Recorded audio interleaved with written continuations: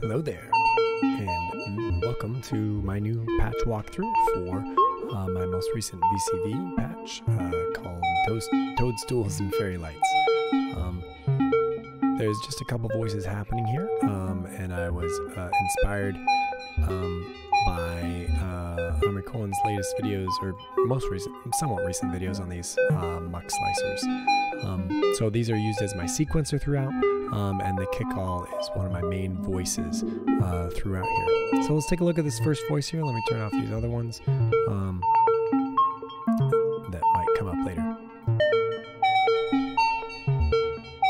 So at 120 beats per minute, my ×2 is running this main sequencer here. So this is working as a sequencer basically.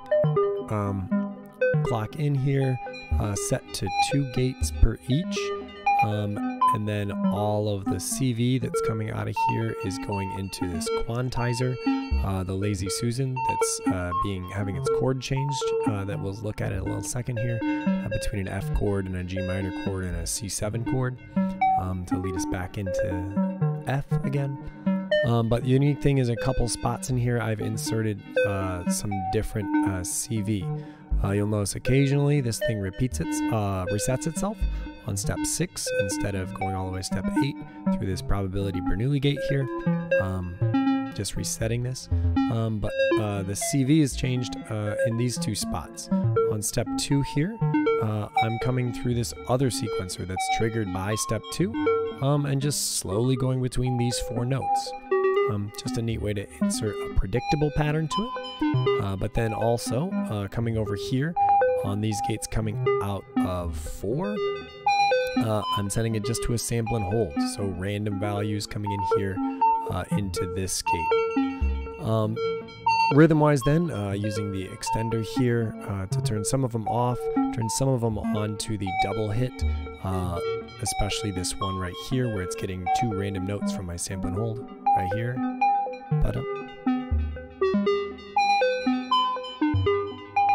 And you can hear this step 2 changing pretty regularly as well. And again, that's all going into the Lazy Susan. We'll look at its transposition and its scale in just a little bit, but that's going into a kick-all with the gate from the extender, triggering that, and then output into a VCF. So tuning coming from here, shape also being controlled by the actual pitch information from my main sequence. Turning this shape knob here. And then the other thing this is going to is it's being slightly offset down and turned up all the way, and then into absolute value. I don't remember what it's called in modular, but basically makes an only positive wave, which kind of gives us a bit of a longer decay. At least this is what I mean to do. It gives us a bit of a longer decay on the low notes and the high notes, but the middle notes don't have quite as long of a decay. In my mind, it worked. I don't know how big of a difference it makes, but it's another thing I'm doing here. So the pitch information being offset down a little bit, but attenuated up, and then inverted so that the lower notes are switched over to positive, and then the positive notes are positive, to give us a bit of a change in the decay on the low and the high end. These main gates are also doing these attacks that are changing the VCF. This thing doesn't need its own VCA because it's triggered, and it's got its own decay built in. But on the filter here, I am mixing together this AD envelope as well as a slow LFO. Just unity mixing those together, put it into the cutoff here. The low pass filter is going right to the mixer as my main voice, but then also going through another high pass filter that just kind of catches some of the highs and sends them through a delay that is being panned a little bit by that LFO. So here's the delays. Just adding a little bit of sparkle on the high end. So that's my main voice. Let's take a look at how my quantizer is being changed here. So on this sequencer that is just inserting those random, or those not random, but this sequence into step 2, I'm taking the clock out from that into this clock divider that ends up running a lot of other things. That's just kind of how it worked. But what that is doing is every, what is it going to? Every 4 hits of that is going to shift this sequencer, or this switch here. First 2 are empty, so it stays on that F chord, and then the second one and third one here, or the third and fourth one here, are receiving some set voltages from the 8 vert there, coming into the scale, which is what's changing the chord that's playing. And then on a much slower clock, divided by 16, oh shoot, I'm at the beginning of the cycle, so we won't get to see it very soon, but let me just bring this up here. So on this slow one, this is actually going into the transpose knob. So when this hits, when this guy hits here, it dropped everything down a little bit, but did it before quantizing. So it just kind of gave us every 4 hits of this, take everything down a little bit to give another little change to the sound. So that's everything driving the main voice and the quantizer that will be used for this voice as well. So my next voice, again being run by this muck slicer here, which is on a triple gate mode here. I turned that up to 3 gates per hit, and that's coming from a 1.5 times clock speed here. And doing triples on the 1.5 ends up getting the 8th notes lined up. I didn't set out to do that, but it ended up, I realized that it was happening and I liked it. So this kind of up and down sequence here is getting sent into, the gates for it are being sent into a sample and hold that's controlling the panning, and into triggering the kick-all. That is actually a duplicate of the other kick-alls because I messed with the tuning and I just kept it at whatever, 75.486 hertz or whatever. The tuning from that is then coming out of this muck slicer, again through my quantizer, up an octave, and into the kick-all for this. And then it's being sent through a reverb right here, the spring reverb. The amount of the wet-dry mix is being controlled by an LFO. And then finally, the VCA controlling the volume of that all, or rather the volume first and then it goes into the spring reverb. But either way, that is a really slow AD envelope that's getting triggered coin flip wise from, again, this slow clock division that we had earlier. So sometimes it comes up with a really wet reverby sound. Sometimes it comes with a little clearer one as it goes through. We'll listen for that in just a second here.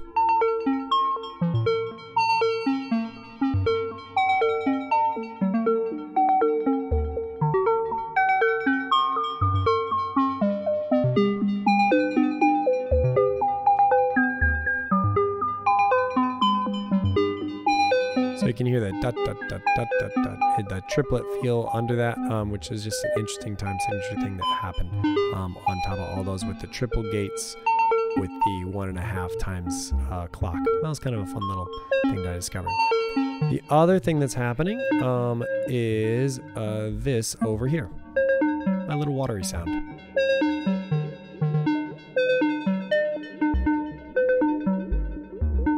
Main volume control here, so it'll be heard more in a second.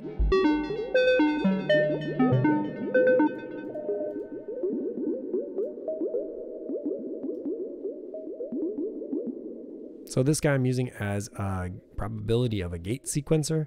So the gates are going to a couple different places here.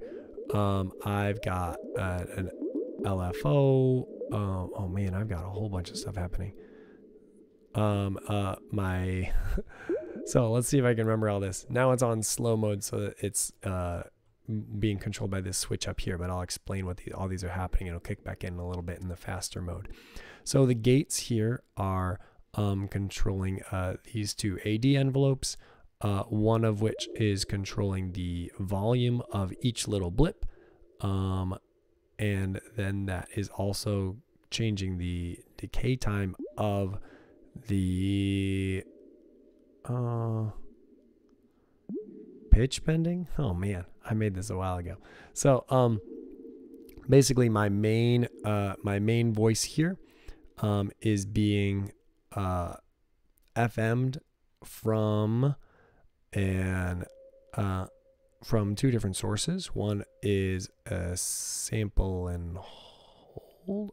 No, a sample and hold of an LFO, so that the LFO is not bending it as well, but so it's a little higher or lower pitch. A sample and hold of the LFO, but then also the actual swoop up of this AD envelope.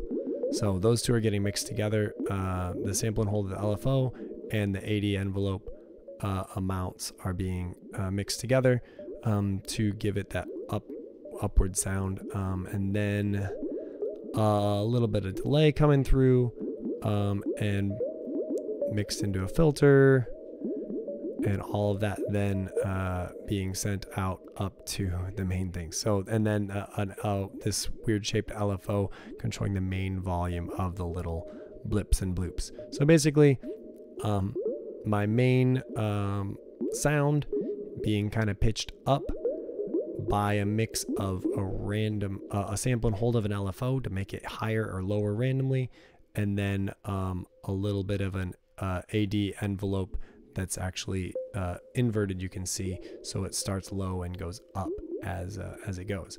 And this is all being triggered by this sequencer, random gates kind of probability going out here, and then also the actual volt per octave thing is being sent into the beats per minute of another little clock here that's actually being used then to run the blips and of the water. But first it's being sent up to this switch that either is taking a divided clock, so every once in a while a little blip comes through, or gets triggered by this white noise that we'll see in a second. End of cycle here kicks this over to the quick waves. Now it's being controlled by this quick clock that's being changed by itself. So yeah, a little experimentation of kind of a watery sound. And then finally, we have this voice here that I will kick on, and it will happen in a second. Red noise going into a bandpass filter that's being FM'd by this envelope that I used the mutable instruments stages for, being gated by a really long division of that slow clock we had earlier, really slow exponential and slow logarithmic, I think are the right words for that, but either way, a slow ramp up, accelerates as it ramps up and then quickly goes down like that. And I've also got this gate out here that's the thing that moves this two-step thing through, so you can now hear the bubbles are just going back to being a really slow bubble every once in a while. So that's all of the voices happening here. All together it sounds like this. We've got our main voice. We've got a little bit of its high delay. We've got this arpeggiated voice here that's going in and out of reverb. We've got the white noise wave that's going to kick in soon here.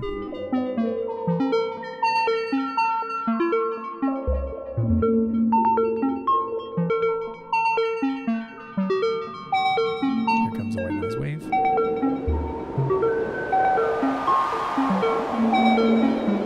And then the bubbles that take over more prominently after that.